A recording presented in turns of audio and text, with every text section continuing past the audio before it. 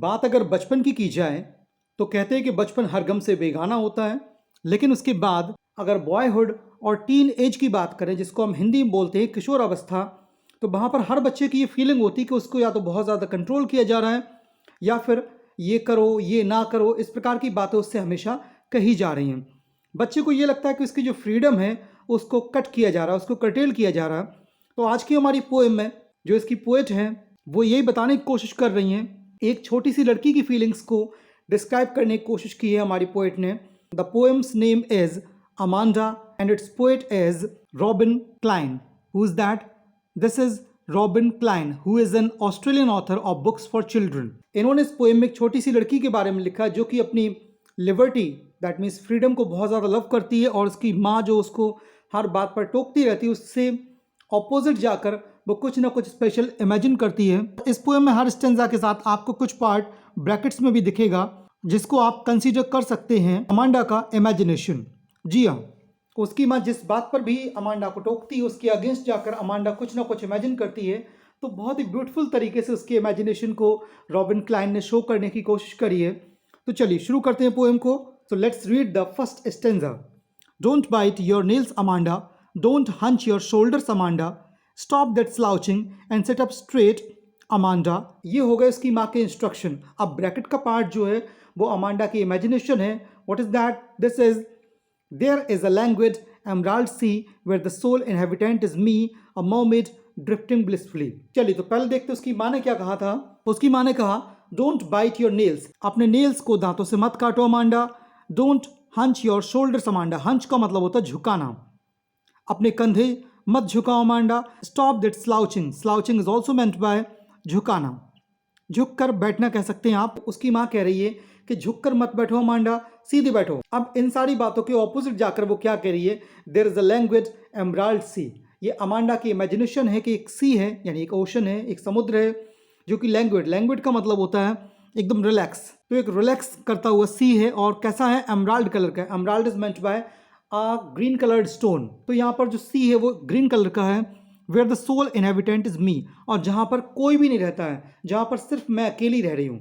अ mermaid drifting blissfully, और खुद को इमेजिन कर रही है वो एक मर्मेड के रूप में। Mermaid you know that is called woman with the tail of a fish. In Hindi you can say jalpari. Amanda खुद को एक जलपरी इमेजिन कर रही है और एक ऐसे सी में है जहाँ पर उसके अलावा और कोई भी नहीं है। चलिए तो आगे बढ़ते हैं सेकंड स्टेंजा पर। Did you finish your homework Amanda, did you tidy your room Amanda, I thought I told you to clean your shoes Amanda. उसकी माँ ने क्या कहा? अमांडा, क्या तुमने अपना होमवर्क फिनिश कर लिया? क्या तुमने अपना रूम साफ कर लिया? मैंने जो तुमसे कहा था कि अपने शू क्लीन कर लो, तो क्या तुमने कर लिया? अब आप जानते हैं कि बच्चे अपने शूज़ को काफ़ी ज़्यादा गंदा कर लेते हैं, तो उसके लिए उसकी माँ ने उसको टोका कि तुमने जो शू अपने गंदे कर लिए उसको साफ कर लो। इस बात का काउंटर जो अटैक किया उसने, वो किस तरीके से किया? She is imagining I am an orphan roaming the street, I pattern soft dust with my hurst bare feet, the silence is golden, the freedom is sweet. वो खुद को एक ऑर्फन के रूप में इमेजिन कर रही है। मैं दुनिया में अकेली हूँ, मेरा कोई नहीं है, मेरी केयर करने वाला या मुझको नैक करने वाला कोई भी नहीं है, मैं गलियों में घूम रही हूँ। I pattern soft dust with my hurst bare feet, और साइलेंटली मैं अपने नंगे पैरों से डस्ट पर पैटर्न बना रही हूँ। मीन टू से जो उसकी माँ ने उसके शूज़ को गंदा करने के बारे में उसको टोका था, तो वो कह रही कि मैं अपने शूज़ पहनूंगी ही नहीं, बल्कि नंगे पैरों से ही डस्ट पर चलती रहूंगी। And the silence is golden, the freedom is sweet. मतलब साइलेंस को उसने कहा है it is as precious as gold. Silence कितनी प्रेशियस है? गोल्ड की तरह। And the freedom is sweet, और फ्रीडम को कहा है उसने this is so sweet. Now let's move to the next stanza. Don't eat that chocolate Amanda, remember your acne Amanda, will you please look at me when I am speaking to you Amanda. तो अब उसकी माँ ने क्या कहा कि Amanda chocolate मत खाओ, वरना तुमको एक्नी यानी कि पिंपल्स हो जाएंगे। आपने देखा होगा जो पिंपल्स है वो यंग एज में हो जाते हैं बच्चों को, या टीन एज में हो जाते हैं।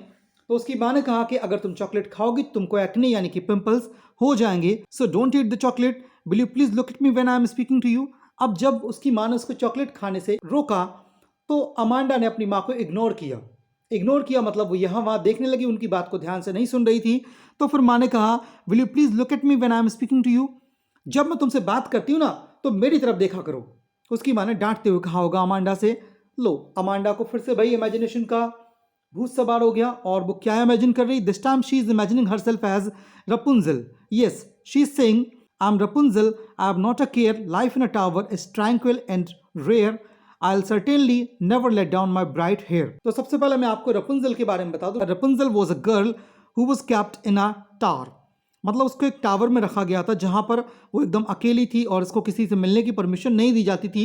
लेकिन उसके जो हेयर थे, उसकी जो चोटी थी वो इतनी लंबी थी कि जब उसका कहीं पर जाने का मन करता था या किसी को बुलाने का मन करता था अपने पास, तो वो उस चोटी को उस टावर से नीचे लटका देती थी और कोई भी उसके पास आकर उससे मिल सकता था। तो यहाँ पर अमांडा ने खुद को इमेजिन किया रपुंजल के तौर पर।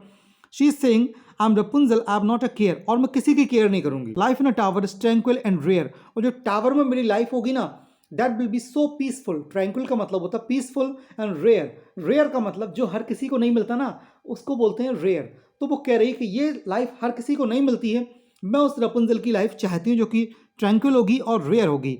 आई will certainly never let down my bright hair, और वो ये भी कहती है कि मुझे किसी से नहीं मिलना है, ना ही किसी से मिलने जाना है, ना ही किसी को मिलने अपने पास आने देना है। तो वो कहती है कि मैं अपने गोल्डन हेयर को कभी भी नीचे नहीं लटकने दूंगी जिससे कोई भी मेरे पास ना आ सके और ना मैं किसी से मिलने जाऊं। मुझे एकदम अकेले रहना है रपुंजल की तरह एक टावर में। Now the last stanza is that Stop that sulking at once, Amanda. You're always so moody, Amanda. Anyone would think that I nagged at you, Amanda. अब उसकी माँ फिर से कह रही है Stop that sulking at once, Amanda. Sulking is meant by remaining silent or withdrawn. मतलब कि कोई अगर कहीं पर कोई मजाक कर रहा है या कोई टॉकिंग कर रहा है और आप उसमें कोई भी रिस्पॉन्स नहीं देते हैं, then that condition is known as sulking. उसकी माँ कहती है अमांडा, ये सल्किंग बंद करो। You are always so moody, तुम कितनी मूडी हो। मूडी का मतलब होता है अचानक से मूड स्विंग करना, मतलब कि अभी आप खुश हैं और नेक्स्ट मोमेंट पर आप दुखी हो जाते हैं, दैट इज कॉल्ड मूडी। तो उसकी माँ उससे कहती है अमांडा, तुम हमेशा बहुत ज़्यादा मूडी हो। Anyone would think that I nagged at you, Amanda. और अगर कोई आउटसाइडर और या कोई गेस्ट वगैरह आते हैं तो उनको तो यही लगेगा ना कि मैं तुमको बेवजह परेशान करती हूँ। नैग, नैग मीन्स परेशान करना होता है। तो इस तरीके से जो अमांडा है और उसकी माँ है उसके बीच में टॉकिंग चलती रहती है और अमांडा एक अलग ही दुनिया में जी रही है। और गाइज यहीं पर ये पोएम फिनिश होती है। If you have any doubt please drop in the comment section, I will definitely solve that. And if you like the video please do like, follow, share and subscribe. Thank you so much for watching.